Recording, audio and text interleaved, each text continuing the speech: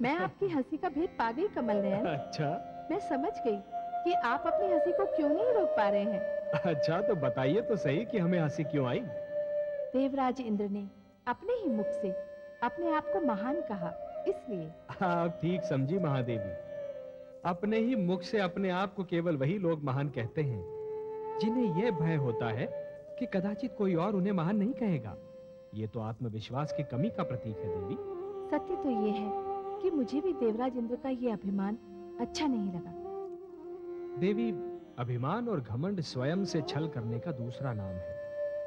अब सांझ समय शरीर की छाया लंबी हो जाती है। अब कोई मनुष्य यदि छाया की इस लंबाई को शरीर की वास्तविक लंबाई समझ लेगा तो स्वयं से छल ही करेगा ना। हे नाथ, मुझे तो लगता है कि देवराज इंद्र अपनी सफलता पर फूले नहीं समा रहे हैं। देवी, सफलता और समृद्धि को प्राप्त कर लेना उतना कठिन नहीं होता जितना कि उन्हें पचा लेना।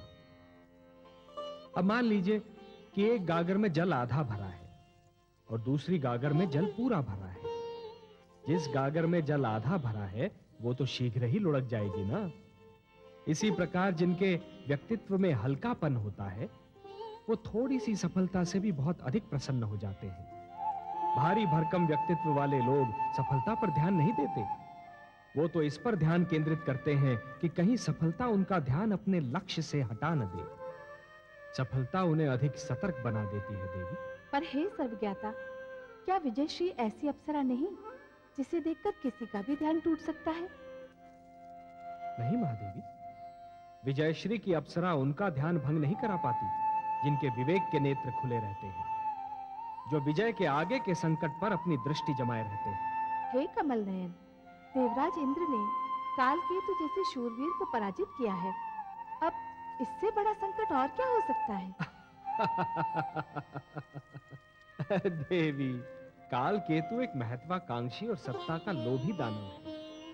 महत्वाकांक्षी और सत्ता का लोभी व्यक्ति बाहर से दिखने में जितना शक्तिशाली होता है भीतर से उतना ही दुर्बल होता है, और यह तो स्वयं देवराज इंद्र जानते हैं। ऐसे व्यक्ति को पराजित करना कोई कठिन कार्य नहीं होता। परंतु आश्चर्य तो यह है कि विजय के हर्ष में स्वयं देवराज इंद्र गुरु शुक्राचार्य को भूल गए। गुरु शुक्राचार्य, देवेंद्र को यह ज्ञान है कि गुरु शुक्राचार्य एक ऐसे प्रश्न चिन्ह के समान है जो चिंताजनक तो होता ही है, परंतु उसका उत्तर जानना बहुत कठिन होता है। गुरु शुक्राचार्य? हाँ महादेव, इस समय मेरा ध्यान केवल उन्हीं पर है। उनकी सोच किसी भी समय एक बहुत बड़ा संकट खड़ा कर सकती है। किंतु वो क्या सोच रहे हैं स्वामी? महादेवी, जिस प्रकार एक धनी जिसका धन चोरी हो जाता है वो अपने धन को सबसे छुपाता फिरता है, उसी प्रकार एक चोट खाया हुआ विद्वान अपनी सोच को सबसे छुपाने का प्रयत्न करता है। गुरु शुक्राचार्य किसी को यह नहीं बताना चाहते कि वो क्या सोच रहे हैं, परंतु वो जो भी सोच रहे हैं वो देवताओं के लिए घातक सिद्ध हो सकता है। तब तो फिर आप ही को देवताओं को आश्रय देना होगा स्वामी।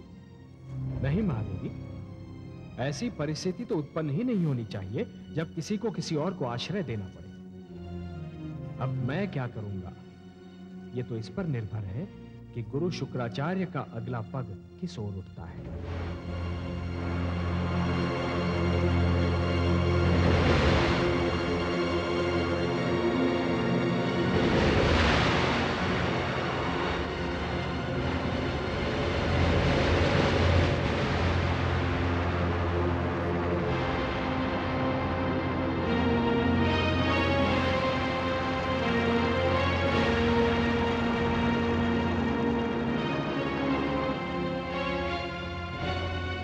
सब मेरे कारण हुआ है। मैं ही हूं इस महाविनाश का कारण। तुझे जीवित रहने का कोई अधिकार नहीं,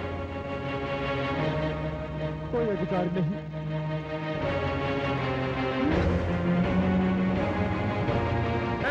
केतु, ठहरो।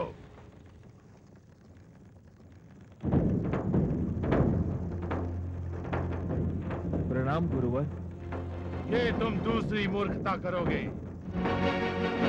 दानव वीरों के ये शव, धड़ से कटे हुए ये सिर, युद्ध क्षेत्र की धरती पर बहता हुआ ये लहू, ये सब पुकार पुकार कर कह रहे हैं तुमने मेरी पहली आज्ञा का पालन न करने का दंड। मैंने जब तुम दानवों का गुरु बनना स्वीकार किया था तो तुमसे ये भी वचन लिया था, तुम देवताओं से उस समय तक युद्ध नहीं करोगे जब तक मैं अनुमति नहीं दूंगा। यदि तुमने अपने वचन का पालन किया हो, यदि तुमने मेरा कहना माना, तो आज इस युद्ध भूमि में दानवों के शव के स्थान पर देवलोक वासियों के शव दिखाई दे रहे होते। मुझे आपसे क्षमा मांगते हुए भी लज्जा आ रही है गुरुदेव, पर आप मुझे क्षमा कर दीजिए। प्रतिशोध और क्रोध की अग्नि ने मेरे सोचने और समझने की शक्ति को भस्म कर दिया था। क्रोध पराजय का पहला लक्षण है कालकेतु। युद्ध क्रोध से नहीं, धैर्य से और योजना बनाकर लड़ा जाता है। कालकेतु, तुम विजय केवल इसलिए नहीं प्राप्त कर सकी क्योंकि लोभ और लालसा ने तुम पर पहले ही विजय प्राप्त कर ली। राज सिंहासन के लोभ में तुमने दानव एकता भंग कर दी। तुम दानवों में सबसे बड़ा दोष यही है कि तुम संगठित नहीं रह सकते। यदि आपका आदेश हो गुरुदेव, तो मैं दानव लोक के अधिपति का पद त्याग भी सकता हूं। ये तो सिंहासन पर बैठने से पहले तुम्हें सोचना चाहिए था कालकेतु। आप जिसे चाहेंगे वही हमारा अधिपति होगा गुरुदेव। अब इस विवाद में पड़ना व्यर्थ है कि अधिपति कौन होगा और किसे होना चाहिए। नहीं गुरुदेव, हम अब भी आपका आदेश मानने को तैयार हैं। कालकेतु, तुम अब राज सिंहासन पर बैठ चुके हो। तुम्हें सिंहासन से उतारना दानव एकता पर एक और चोट करने के समान होगा। परंतु अब एक व्यक्ति, एक पद के सिद्धांत का ही पालन होगा। तुम केवल अधिपति रहोगे, सेनापति नहीं। सेनापति पहले भी हर्ष था और अब भी वही रहे।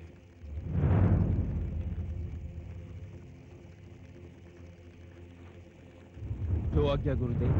परंतु गुरुदेव, हम परास्त हुए हैं, अपमानित हुए हैं। आपके निर्देशन के बिना हमारा खोया हुआ मान और टूटा हुआ साहस वापस नहीं लौट सकता। आप हमारा मार्गदर्शन कीजिए गुरुदेव। हम एक बार फिर सिर उठाकर जीना चाहते हैं। हम देवताओं को परास्त करना चाहते हैं गुरुदेव। ये तभी संभव है जब मुझे संजीवनी मंत्र प्राप्त हो जाए।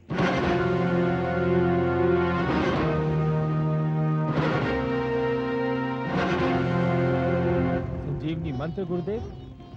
संजीवनी मंत्र? हाँ, संजीवनी मंत्र, भगवान शिव का सबसे महान वरदान। यदि वो मंत्र मुझे मिल गया तो तुम किसी युद्ध में नहीं मरोगे। यदि मर गए तो मैं वो मंत्र फूंक कर तुम्हें पुनः जीवित कर दूंगा। गुरु शुक्राचार्य की जय! गुरु शुक्राचार्य की जय! आप धन्य हैं गुरुदेव। इस प्रकार हर युद्ध में देवताओं की संख्या घटती जाए और तुम दानवों की संख्या बढ़ती जाए। एक दिन ऐसा आएगा, देवता इतने कम रह जाएंगे कि तुम लोग सरलता पूर्वक टहलते हुए देवलोक पहुंच जाओ। देवलोक पर हमारी पताका फहराएंगे। बचे कुचे देवता ही नहीं, स्वयं भगवान विष्णु भी देखते रह जाएंगे। गुरुदेव की जय, गुरुदेव की जय, गुरुदेव की जय, गुरुदेव की जय, गुरुदेव की जय। मैं भगवान शिव के दर्शन करने जा रहा हूं। तुम सब उस समय तक कोई उतावलापन नहीं दिखाओगे जब तक मैं लौट ना आऊं। जो आज्ञा गुरुदेव।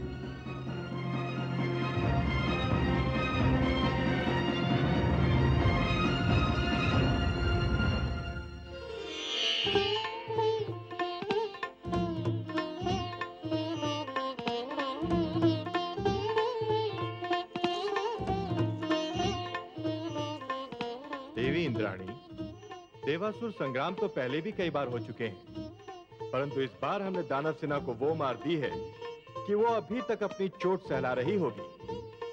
समस्त युद्ध क्षेत्र को हमने दानवों के शवों से पाट दिया। मेरी यही मनोकामना है कि दानव इस पराजय से ऐसा पाट लें कि फिर कभी युद्ध ना हो। ऐसा ही होगा देवी, ऐसा ही होगा। दानव हो या असुर, भविष्य में कभी हम पर आक्रमण करने का साहस नहीं करेंगे। अब हमें उनकी ओर से कोई चिंता, कोई भय नहीं रहेगा। नृत्य गायन आरंभ करो। आज समस्त देवलोक विजयोत्सव मनाएगा।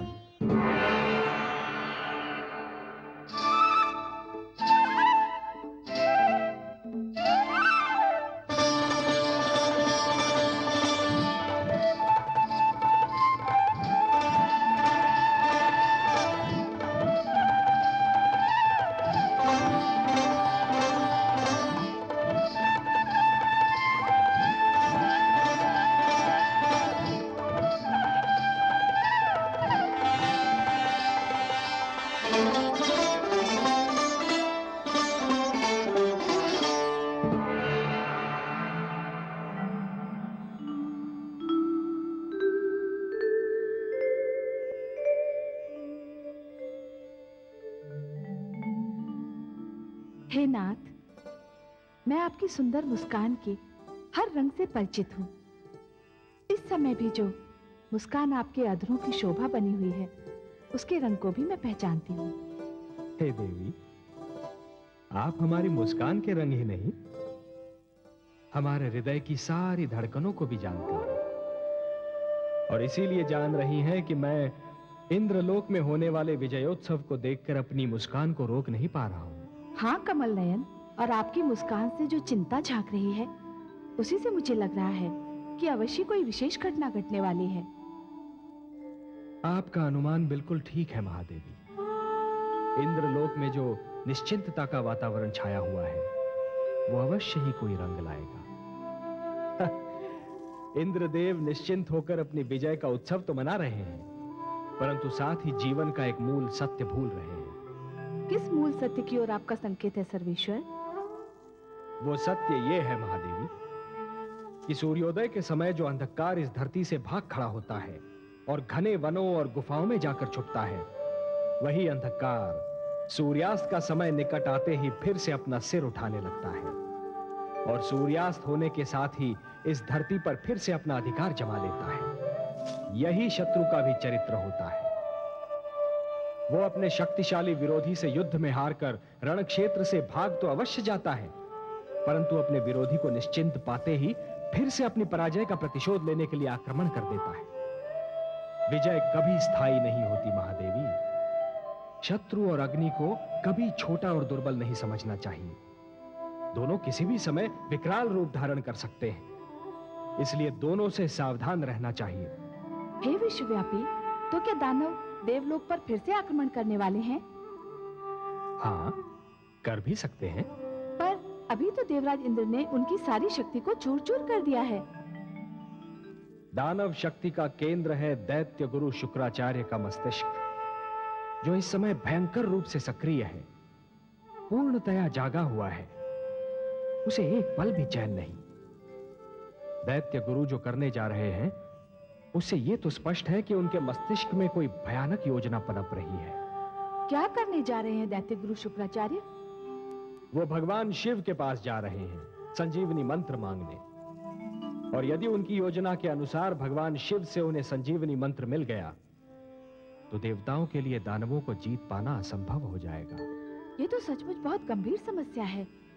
हे देवेश्वर, सब जानते हैं कि भगवान शिव बहुत भोले हैं। कोई भी उनसे कुछ भी मांगे तो वो दे देते हैं। कोई भी उनके सामने झोली फैला दे तो वो उसे तुरंत भर देते हैं। दैत्य गुरु शुक्राचार्य बहुत चतुर हैं। कहीं भोलेनाथ उन्हें ये मंत्र दे न दे। भोले अवश्य हैं हमारे शिव शंकर, परंतु उन्हें यह भली भांति ज्ञात है कि संजीवनी मंत्र उस शक्तिशाली शस्त्र के समान है जिसका सदुपयोग भी संभव है और दुरुपयोग भी, जिससे रक्षा भी की जा सकती है और विनाश भी।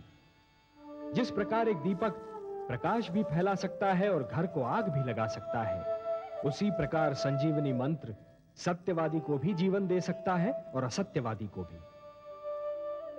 भगवान शिव तो यह भी भली भांति जानते हैं देवी कि मांगने वाले से देने वाले का उत्तरदायित्व कहीं अधिक बड़ा होता है। मांगने वाला तो कुछ भी मांग सकता है, परंतु देने वाले को यह सोच लेना चाहिए कि वो जो दे रहा है और जिसे दे रहा है वो उसके योग्य है भी या नहीं। यदि दैत्य गुरु शुक्राचार्य के लोक कल्याण का अर्थ केवल दानव कल्याण है, तब तो यह एक बहुत बड़े अनर्थ का सूचक है देवी। स्वामी, भगवान शिव ये निर्णय कैसे करेंगे कि दैत्य गुरु शुक्राचार्य संजीवनी मंत्र के योग्य हैं या नहीं? ये तो भगवान शिव का अधिकार है, उनका क्षेत्र है, इसे उन्हीं पर छोड़ दीजिए देवी। हाँ, हमारे भगवान शिव शंकर भोले अवश्य हैं, पर उतने ही बड़े पारखी भी। यदि वो चाहें तो किसी को भी परख लेना उनके लिए एकदम सरल कार्य है। फिर भी क्या ये उचित नहीं होगा कि देवराज इंद्र को दैत्य गुरु की योजना से अवगत करा दिया जाए? कहीं ऐसा ना हो जाए कि देवराज इंद्र विजय उत्सव मनाते रहें और दैत्य गुरु अपने उद्देश्य में सफल हो जाएं। यही तो हमारी भी चिंता है देवी। देवराज इंद्र की निश्चिंतता हमें चिंतित कर रही है। विजय ने उन्हें नीति के मार्ग से हटा दिया है। उनका तो यह कार्य था कि अपने गुप्तचर भेजकर अपने शत्रु की गतिविधियों से सतर्क रहते। आपने उचित परामर्श दिया है देवी, हम देवेंद्र को सूचित करेंगे। जय विजय। आज्ञा सर्वेश्वर। तुम दोनों इंद्रलोक जाओ और देवेंद्र को सूचना दो कि दैत्य गुरु शुक्राचार्य भगवान शिव शंकर से संजीवनी मंत्र मांगने जा रहे हैं, और यदि यह मंत्र उन्हें मिला तो देवलोक पर संकट आ सकता है। उनसे कहो कि इस समस्या का तुरंत समाधान ढूंढें। जो आज्ञा देवेश्वर।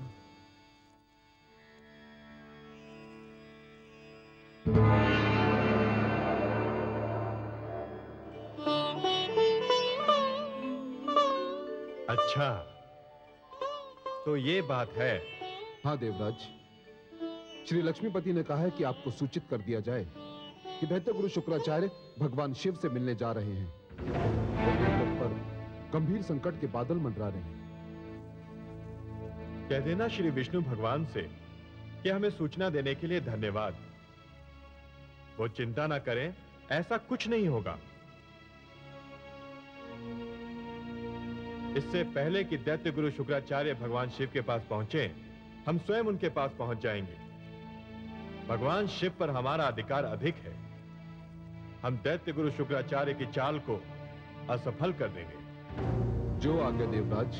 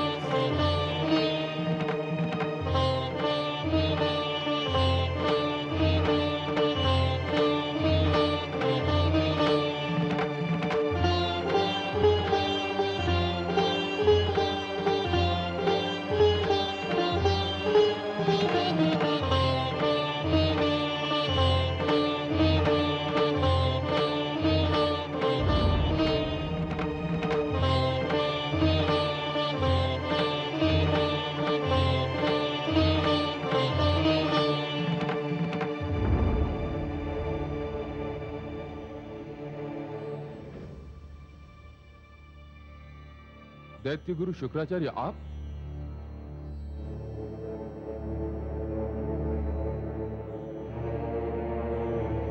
हे महादेव, मैं एक याचना लेकर आपके चरणों में उपस्थित हूं।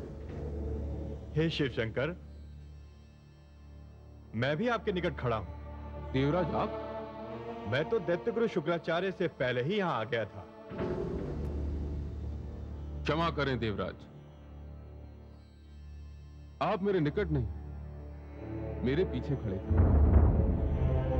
मेरे 3 नेत्र अवश्य हैं, किंतु तीनों नेत्र मेरे मुख पर हैं। एक भी नेत्र मेरे सिर के पीछे नहीं है। इसी कारण मेरी दृष्टि आप पर नहीं पड़ी। नहीं तो मैं सबसे पहले आपका अभिनंदन करता, अतिथि की भांति आपका स्वागत करता। मैं अतिथि बनकर नहीं, याचक बनकर यहां आया हूं। याचक तो विनम्रता की मूर्ति होता है देवराज, परंतु मैं विवश हूं। दैत्य गुरु शुक्राचार्य पर मेरी दृष्टि भी पहले पड़ी और अपने याचक बनकर आने की सूचना भी उन्होंने पहले दी। इसलिए उन्हीं के निवेदन को पहला अवसर दिया जाएगा।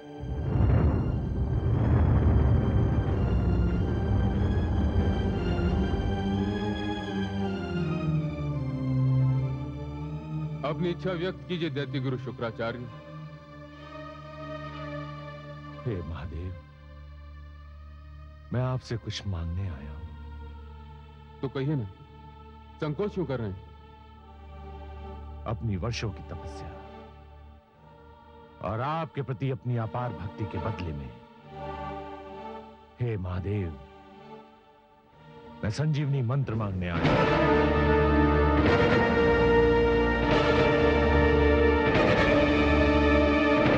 हे शिव शंकर, यही मंत्र तो मैं भी मांगने आया हूं आपसे। आप दोनों ने एक ही मंत्र मांगा है। मेरे लिए आप दोनों महान हैं।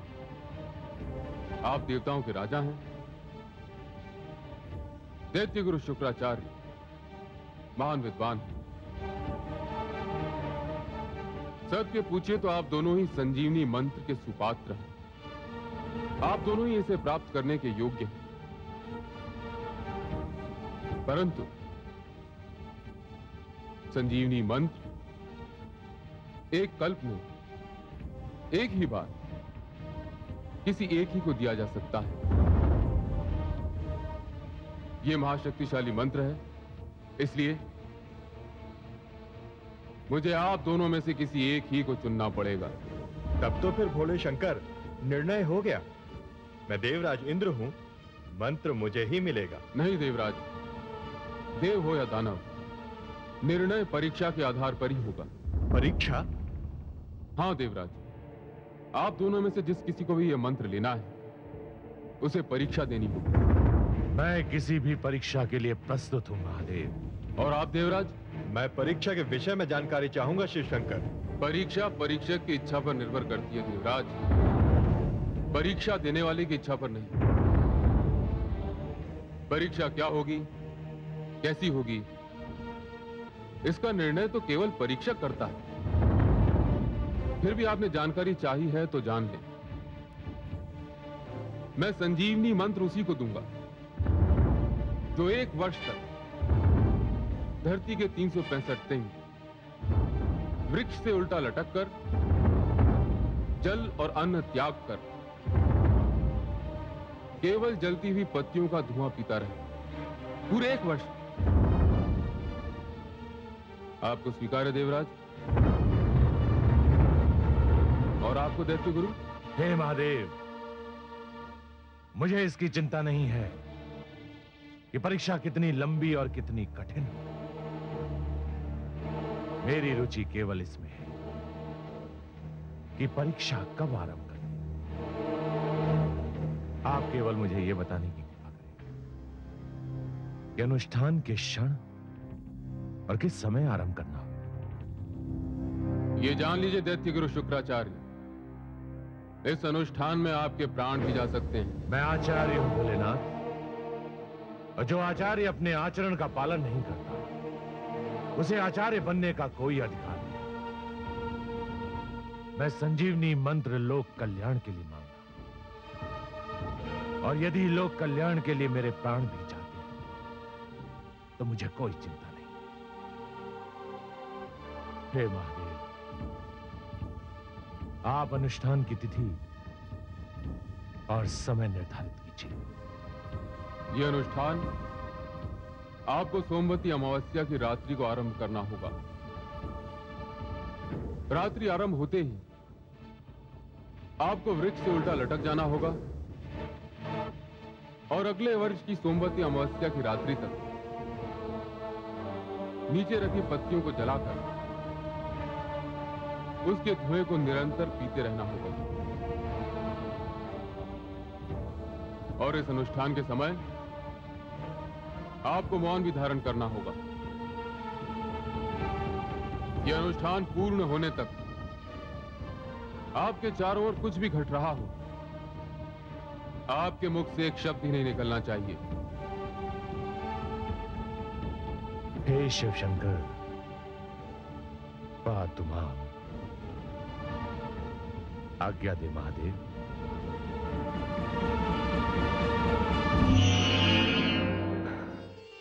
सुंदर, अतीव सुंदर। क्या निष्ठा है दैत्य गुरु शुक्राचार्य की, क्या साहस है, कितना दृढ़ निश्चय है। देखकर तो मेरे भी मुख से धन्य है का उद्गार निकल गया। वंदनीय है उनका साहस महादेवी, वंदनीय है उनका साहस, और प्रशंसा के योग्य है स्वयं वो। निस्संदेह वंदनीय है उनका साहस, निस्संदेह प्रशंसा के योग्य हैं स्वयं वे। पर हे सर्वेश्वर, क्या ये दुर्भाग्य नहीं कि ऐसा महान विद्वान दानवों के साथ है, देवताओं के साथ नहीं?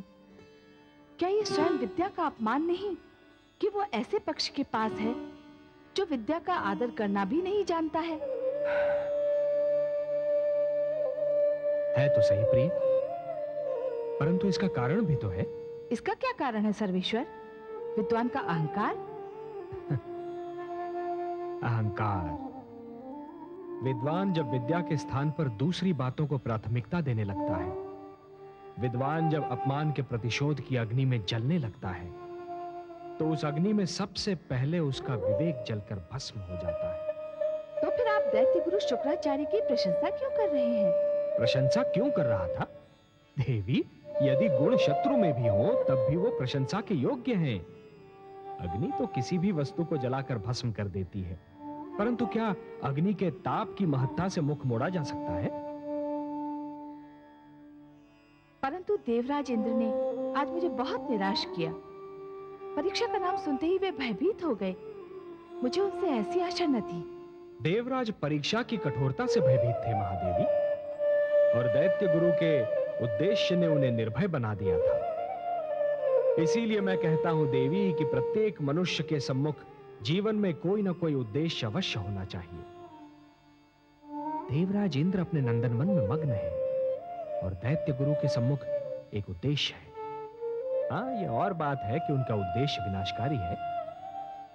हमारे देवराज संभवतः ये सोच रहे हैं कि इस कठिन परीक्षा को झेलने का सामर्थ्य यदि उनमें नहीं है तो गुरु शुक्राचार्य भी उसे नहीं झेल पाएंगे।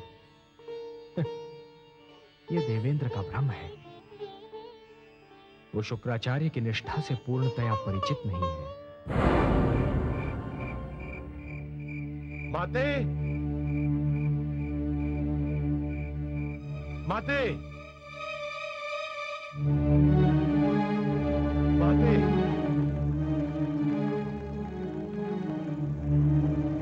पुत्र, आयुष्मान भव पुत्र। मैं आपका आशीर्वाद लेने आया हूं माते।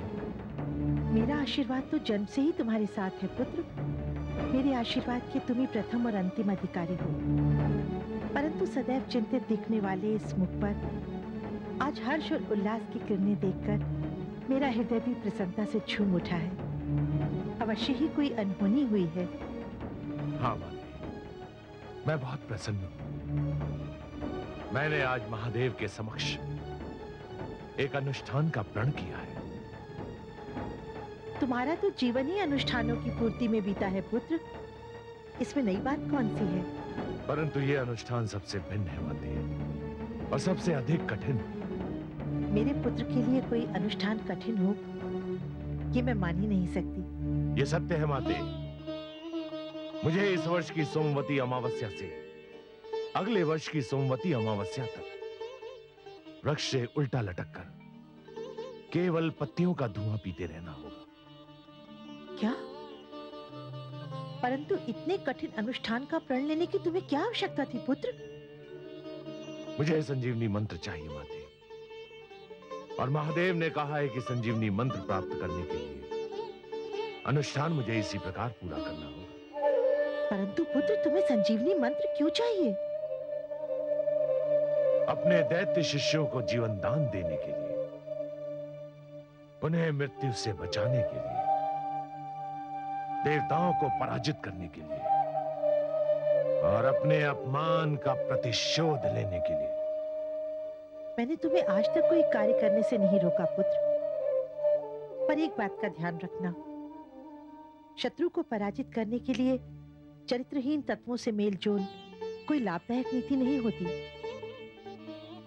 फिर भी तुमने यदि अपने शिष्यों का कल्याण करने की ठान ही ली है, तो मैं तुम्हें गुरु धर्म निभाने का आशीर्वाद देती हूँ। मुझे गर्व है कि मेरे पुत्र ने जिस अनुष्ठान की ठानी है, वो इतिहास में अपने आप में एक उदाहरण है। ऐसे अभियान की बात मेरे पुत्र के सिवा ना तो किसी ने सोची है और ना कोई सोच सकता है। मुझे अपनी माता से यही आशा थी कि वो मेरे सिर को अपने आशीर्वाद की छांव से अवश्य ढक देंगी। मुझे गर्व है कि मैं ऐसे पुत्र की मां हूं जिसके जीवन का एक ही उद्देश्य रहा है, असंभव को संभव बनाना। मेरे साथ मेरी माता का आशीर्वाद रहा, इसीलिए असंभव को संभव बनाने में मैं समर्थ रहा। अब मुझे आपका आशीष मिला, तो इस अनुष्ठान को भी संभव बना कर दिखाऊं। यशस्वी भव पुत्र। आज्ञा दे माते।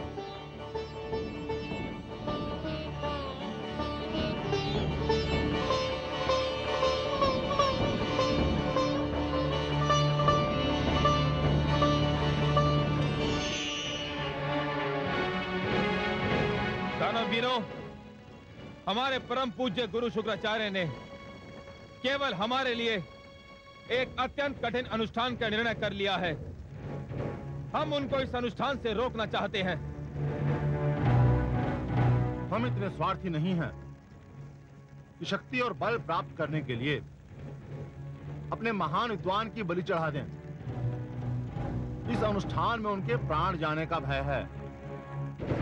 हम उन्हें इस अनुष्ठान को करने से रोकेंगे।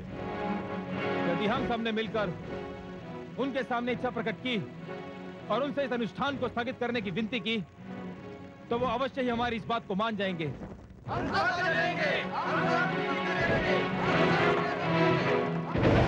शची, देवी शची, शची, कहाँ हैं आप?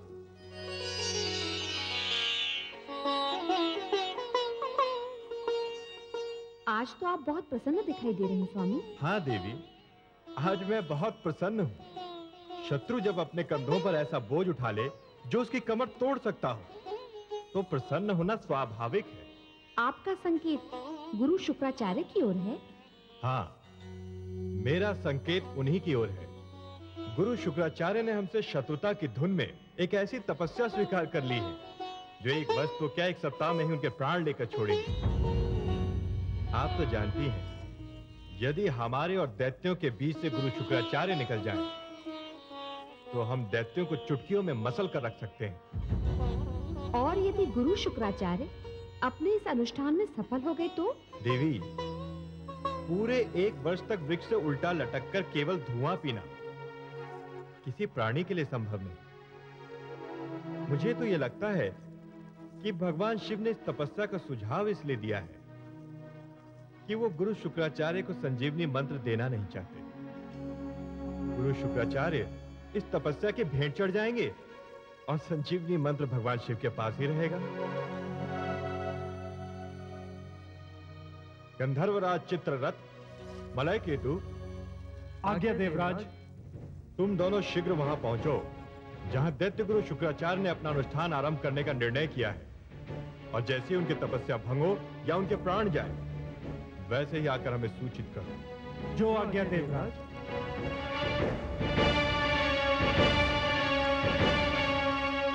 देख लीजिएगा देवी, इन्हें लौटने और दैत्य गुरु की तपस्या का अंत हो जाने का समाचार लाने में अधिक समय नहीं लगेगा।